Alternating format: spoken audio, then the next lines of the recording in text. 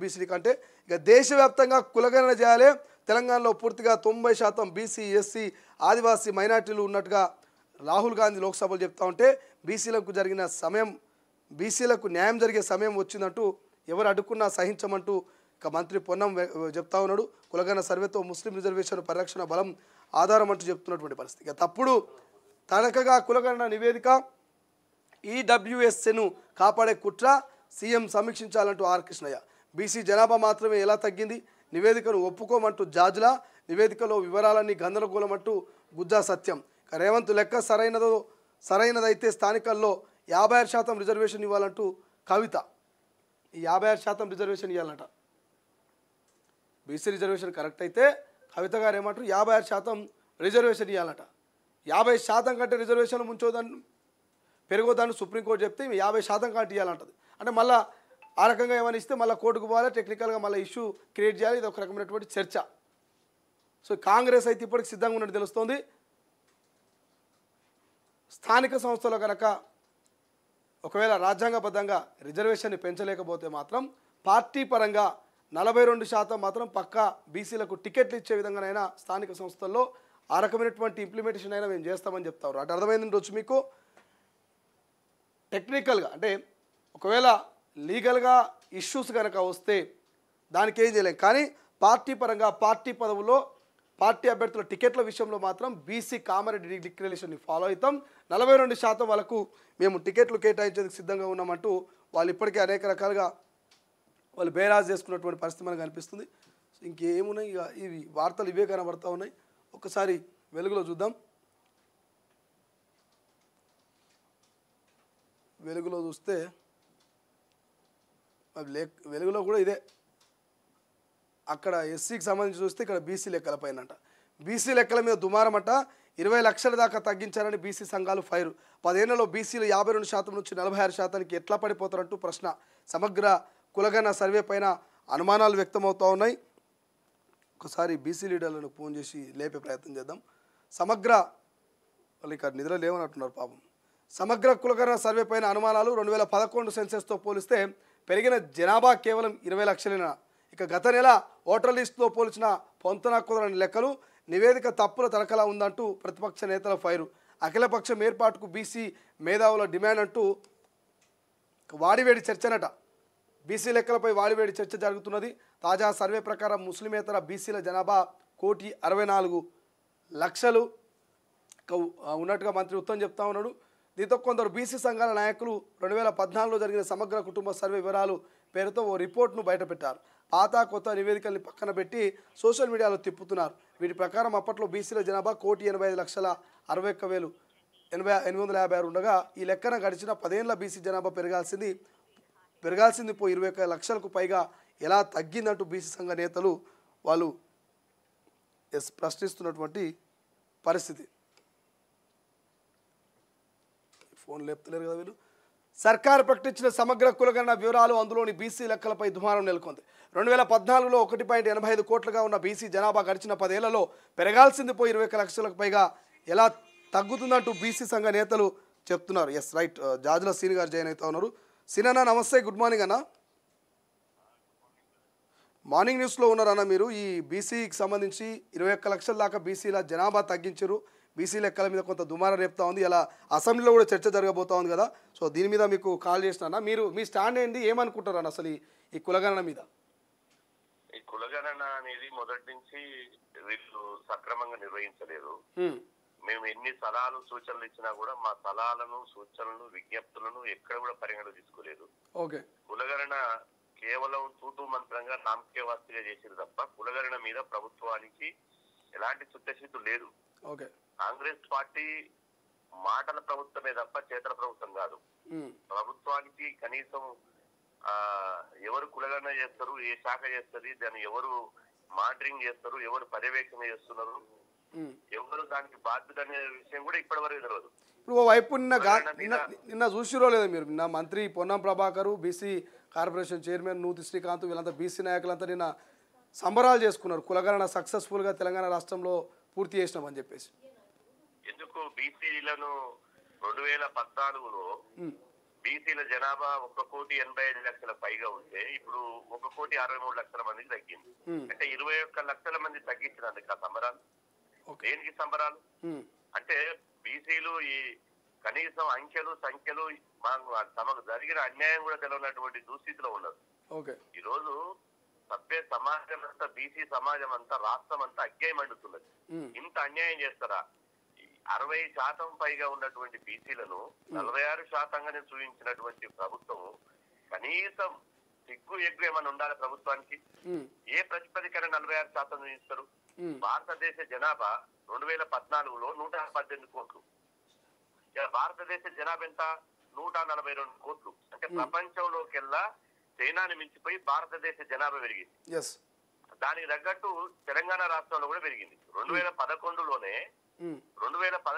కేంద్ర ప్రభుత్వం జనాభా లెక్కలు తీస్తే తెలంగాణలో జనాభా 3,50,00,000. మరి ఇప్పుడు 3,65,00,000 అంటే 15 లక్షలే పెరిగిందా? 2011 నుంచి 2024 వరకు 15 లక్షల జనాభా పెరిగిందా? ఇప్పుడు ఓటర్ జనాభా చూస్తే చేసినటువంటి ఓటర్ జనాభా ఇలా 3,80,00,000 ఉంది ఓటర్ జనాభా. అంటే ఓటర్ల కంటే జనాభా తక్కువ ఉంటుందా?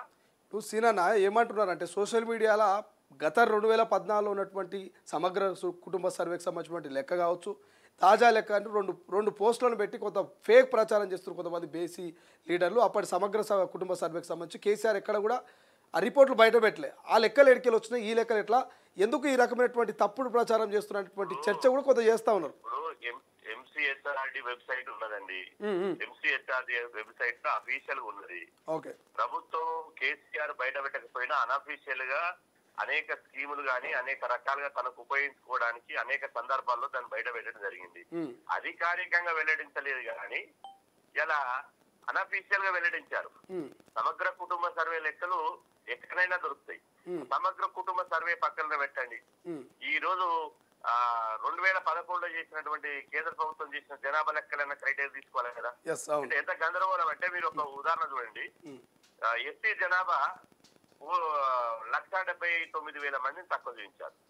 మళ్ళీ ఈ రోజు ఎస్సీ వర్గీకరణ కమిషన్ ఇచ్చింది 53 లక్షలని ఎస్సీ వర్గీకరణ కమిషన్ ఇచ్చింది. అంటే ప్రభుత్వం ఇచ్చేటువంటి లెక్కలనే ప్రభుత్వం ఒక తీరుగా చెప్తుంది, కమిషన్ ఒక తీరుగా చెప్తుంది. వీళ్ళు చేసిన ఓకే, మరి ఓసీల జనాభా ఎట్లా పెరిగింది? అగ్రకులాల జనాభా ఇప్పుడు బీసీల జనాభా తగ్గింది. ఓకే, 21 లక్షల మంది చచ్చిపోయారు బీసీలు, సమాధి చేసిరు కాంగ్రెస్ ప్రభుత్వం. మరి ఎస్సీలను 2 లక్షల మంది సమాధి చేసిరు. మరి అగ్రకులాల 16 లక్షల జనాభా ఎట్లా పెరిగింది? 16 లక్షల మంది వాళ్ళు జన్మించారా? అంటే ఎక్కువగా ఉన్న వాళ్ళు ఇంకొంత ఎక్కువ కావాలి, తక్కువగా ఉన్న వాళ్ళు కొంత తక్కువ కావాలి. కానీ తక్కువ వాళ్ళు ఎక్కువ అయినట్టున్నారు, ఎక్కువ వాళ్ళు తక్కువ అయినట్టున్నారు. అయితే లెక్క తర్వాత ధనవంతులు అగ్రకులాల జనాభా ఎవరు కూడా ఈ కులగణనలో 50% వాళ్ళు పాల్గొనలే. గేటెడ్ కమ్యూనిటీలకు రానియలే, అపార్ట్మెంట్లకు సెక్రటరీ ప్రెసిడెంట్ వాళ్ళే ఉండి వాళ్ళని రానియలే. ఎక్కడికక్కడ వాళ్ళు ఈ కులగణన మేము పాల్గొనం, వీళ్ళు ఐటీ అడుగుతున్నారు, బ్యాంక్ అకౌంట్స్ అడుగుతున్నారు, మా ప్రాపర్టీస్ అడుగుతున్నారు, భూమి అడుగుతున్నారు, పాస్బుక్లు అడుగుతున్నారు. ఇది కులగణన చేయమంటే ఆర్థిక సంబంధం చేసినాము కాబట్టి మా ఆస్తుల వివరాలు చెప్పవలసి వస్తుందని చెప్పి పాల్గొనలే. పాల్గొనడంలో జనాభా 16 లక్షలు పెరిగింది. పేదోడు మాకు రేషన్ కార్డులు వస్తాయి, ఇండ్లు వస్తాయి, లేకపోతే మన కులం పెరుగుతుంది, మాకు రిజర్వేషన్ వస్తాయని పాల్గొన్న బీసీలేమో 21 లక్షల మంది తగ్గుతారా? ఎట్లా మరి అంటే మీరు ఫైనల్గా ఏమనుకుంటారు? ఇలా చర్చ జరగబోతున్నది, దాని మీద మరొక డెసిషన్ రాబోతున్నారు, లోకల్ బాడీ ఎన్నికలే డిసైడ్ అయినాయి దాని మీద. కాంగ్రెస్ పార్టీ బుద్ధి కుక్కతోక వంకర, దాని డిఎన్ఏలోనే బీసీ వ్యతిరేక భావజాలం ఉంది. ఇలా రాహుల్ గాంధీ నుంచి రేవంత్ రెడ్డి గారి వరకు ఒకటే ఊదర కొడుతున్నారు. వాళ్ళ మాటలకు చేతలకు ఎక్కడ పొంతన లేదు. కాంగ్రెస్ పార్టీ ఒక అవకాశం ఇస్తే ఆ అవకాశాన్ని మిస్యూజ్ చేసుకుని బీసీల మీదనే బీసీలను రాజకీయంగా సమాధి చేయాలని చూసారు, బీసీలకే అన్యాయం చేయాలని చూసారు. ఇప్పుడు కాంగ్రెస్ ప్రభుత్వం చేతుల్లోనే లేదు రిజర్వేషన్లు పెంచే అధికారం, కేంద్ర ప్రభుత్వం చేతిలో ఉంది. కాంగ్రెస్ ప్రభుత్వం చేతులు ఏముంది? కనీసం కులగణన లెక్కలన్నా కరెక్ట్ గా వివరాలు బయట పెట్టాలి. అది కూడా బయట పెట్టినటువంటి చేతగాని దద్దమ్మ ప్రభుత్వము ఏం చేస్తుంది? బీసీలకు కులగణన చేసి రెడ్లకు టికెట్ ఇస్తుందా? కులగణన చేసి ఇప్పటికే 43 మంది రెడ్డి సామాజిక వర్గం ఎమ్మెల్యేలు అసెంబ్లీలో ఉన్నారు. కేంద్రం మళ్ళీ ఎమ్మెల్సీ ఎన్నికల్లో ఒక ఆల్ఫోర్స్ విద్యానేత ఒకరు నరేందర్ రెడ్డికి వాళ్ళ టికెట్ ఇచ్చారు. అన్న కులగణన చేస్తే ఏమిటి? ఎస్ అంటే కేంద్రం యాక్సెప్ట్ చేయకపోయినా కనీసం పార్టీకి పరంగానైనా మేము టికెట్ల విషయంలో 42% రిజర్వేషన్ అమలు చేస్తామనేటువంటి ఆలోచనలో ఉన్నటువంటి ప్రచారం బొంద పోకి ఏమిస్తాడు కాంగ్రెస్ పార్టీ? ఈ ఇప్పుడు గ్రామ పంచాయతీ ఎన్నికల్లో పార్టీ గుర్తుల మీద ఎన్నికలు జరుగుతాయా? జరిగాయి కదా. ఇప్పుడు వీళ్ళు టికెట్ ఇచ్చినా ఇవ్వకపోయినా గ్రామీణ ప్రాంతాల్లో మొత్తం బీసీలే ఉంటారు కాబట్టి 60% జనాభా 60% బీసీలే పోటీ చేస్తారు, 60% బీసీలే గెలుస్తారు. గత 3-4 పర్యాలు లెక్కలు ఇస్తే వీళ్ళు ఇచ్చినా ఇవ్వకుండా 65%, ఇంకా వీళ్ళు 42% తగ్గిస్తున్నారు. వీళ్ళు ఇస్తారని నమ్మకం ఏముంది? ఒక మాట నేను అడుగుతున్నా తొలివేలు ద్వారా, కాంగ్రెస్ పార్టీ టికెట్లు ఇస్తారనే విశ్వసనీయం ఉనికని ఉన్నదా?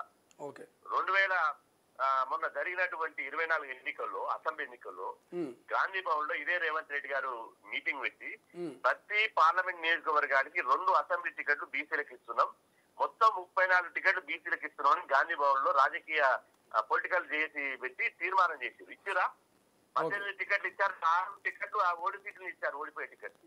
అందుకనే కాంగ్రెస్ పార్టీ నుంచి 64 మంది ఎమ్మెల్యేలు అయితే 7 బీసీ ఎమ్మెల్యేలు ఉన్నారు. సిగ్గుండాలంటందుకు మేము ఇస్తామని చెప్పడానికి. అదేవిధంగా మన పార్లమెంట్ ఎన్నికల్లో బీజేపీ 5 ఇచ్చింది, బీఆర్ఎస్ 6 ఇచ్చింది, కాంగ్రెస్ అందరికంటే తక్కువ 3 టికెట్లు ఇచ్చింది. ఇద్దరు ఓడిపోయి ఒక్క బీసీ గెలిచింది. ఓడిపోయే స్థానాలు ఇవ్వ, అన్ని పార్టీల కంటే తక్కువ ఇవ్వ. మళ్ళీ కులగా మొన్న పట్టభద్రుల ఎన్నికల్లో కరీంనగర్, నిజామాబాద్, ఆదిలాబాద్, మెదక్ పట్టభద్రుల్లో మళ్ళీ ఒక విద్యా వ్యాపారవేత్త రెడ్డికి ఇచ్చింది. అంటే మాటలు మాత్రం తీయగా సామాజిక అని చెప్పి ఒకలమారి మాటలు మాట్లాడుతున్నారు తప్ప చేతల్లో ఎక్కడ ఉన్నది? రేపు 42% ఇచ్చుడు కూడా బక్వాస్, బోగస్.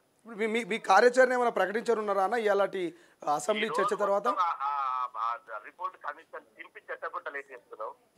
రేపు 5వ తారీఖు నాడు కూర్చుంటున్నాం. 5వ తారీఖు నాడు కూర్చొని మా కార్యాచరణ ఈ ప్రభుత్వం పీఠాలు కదిలే విధంగా మా కార్యాచరణ ఉంటుంది. ఎస్ ఫైనల్గా అన్న మీరు బీసీ సంక్షేమంకి సంబంధించి నాయకులుగా వ్యవహరిస్తున్నారు, బీసీ ఉద్యమాలు కావచ్చు, ఇతర సామాజిక ఉద్యమాల్లో పాల్గొంటా ఉన్నారు. సర్పంచ్ ఎన్నికల మీద చాలా వరకు చాలా వెయిట్ చేస్తున్నారు, గ్రామాలు వెనకబడతా ఉన్నాయి, ఇప్పటికే ప్రత్యేక అధికారితోటి గ్రామాలు నడుస్తున్నాయి. ఈ ఎన్నికల ఆలస్యాన్ని ఎట్లా చూస్తారన్న? అంటే కేవలం బీసీ కులగణకు ముడిపెట్టి ఆలస్యం? ఎన్నికల ఆలస్యం ఎవరి వల్ల అవుతుంది? ప్రభుత్వం వలన, బీసీల వలన? ప్రభుత్వం అసమర్థత వల్లనే కదా. ప్రభుత్వం వచ్చి సంవత్సరం అయింది, ఇలా వచ్చిన 6 నెలల్లోనే కులగణన చేస్తామని ఎందుకు చేయలే? వాళ్ళ పాలన మొత్తం అయిపోయింది, దాకా ఎందుకు చేసుకున్నారు? అంటే కులగణన చేయకుండా మీరే తాత్సారం చేసి జానారెడ్డిని పక్కన కూర్చోబెట్టుకుని జానారెడ్డి మాటలిని ఇవాళ అటు జానారెడ్డి, ఇటు ఉత్తమ్ కుమార్ రెడ్డి, ఇటు రేవంత్ రెడ్డి, మొత్తం అటు శ్రీధర్ బాబు, అగ్రకులాల మంత్రులు, అగ్రకులాల ముఖ్యమంత్రులు బీసీలకు న్యాయం చేస్తారా? అంటే దీన్ని బట్టి కనీసం పాలన కూడా చేతగాని దద్దమ్మ ప్రభుత్వం ఇది. ఏమి చేస్తే మంచిగా ఉంటుంది, ఎట్ట చేయాలనే ప్రణాళిక లేదు, కనీసం మేధావులను కూర్చోబెట్టి మాట్లాడుకునే ఓపిక లేదు, బీసీ సంఘాలను ఉద్యమ నాయకులను పిలిచి మాట్లాడే సంస్కృతి లేదు. ఇప్పుడు కాంగ్రెస్ పార్టీ వాపు చూసి బలుపు అనుకుంటుంది. కాంగ్రెస్ పార్టీ ప్రజలు కోరుకున్న ప్రభుత్వం ఇది. కేసీఆర్ మీద ఉన్న 10 ఏళ్ల నియంత పాలన తరమాలే. ఓ గజ దొంగను, ఓ జేబు దొంగను గడ్డ దించి ఓ గజ దొంగను ఎంచుకోవాలన్నట్టు అయిపోయింది. రైట్, థ్యాంక్ యూ అన్న, thank you for joining. So బీసీకి సంబంధించి జాదుల శ్రీనివాస్ గౌడ్ క్లియర్గా చెప్తా ఉన్నాడు, జనాభా పెరుగుతుందా తగ్గుతుందా? బీసీలకు అన్యాయం చేసే ప్రయత్నం చేస్తున్నారు, బీసీలని మరి నిజంగానే తగ్గించి వాళ్ళ రిజర్వేషన్లతో వాళ్ళని ఆగం చేసే ప్రయత్నం కాంగ్రెస్ చేస్తుందని ఆయన చెప్తా ఉన్నాడు. ఇక్కడ కూడా అదే రాశారు, 20 లక్షల దాకా తగ్గించారంటూ బీసీ సంఘాలన్నీ కూడా ఫైర్ అవుతున్నాయి. వాస్తవానికి మనం మాట్లాడుకుంటే 2%, 3% ఉన్నటువంటి వెలమలు కావచ్చు, రెడ్డిలు కావచ్చు, ఇతర అగ్రకులాలంతా కూడా జనాభా ఎట్లా పెరుగుతున్నది? 50% పైగా ఉన్నటువంటి బీసీల జనాభా ఎట్లా తగ్గుతున్నది? సో ఈ ప్రశ్న అందరికీ ఉత్పన్నమవుతున్నది. జాజుల శ్రీనివాస్ గౌడ్ చెప్పినట్టు కొత్త గ్రేటర్ కమ్యూనిటీలో కావచ్చు, ఇతర భారీ అపార్ట్మెంట్లో ఉన్నటువంటి కొంతమంది కులగణన సర్వేలో హాజరు కాలే. కేసీ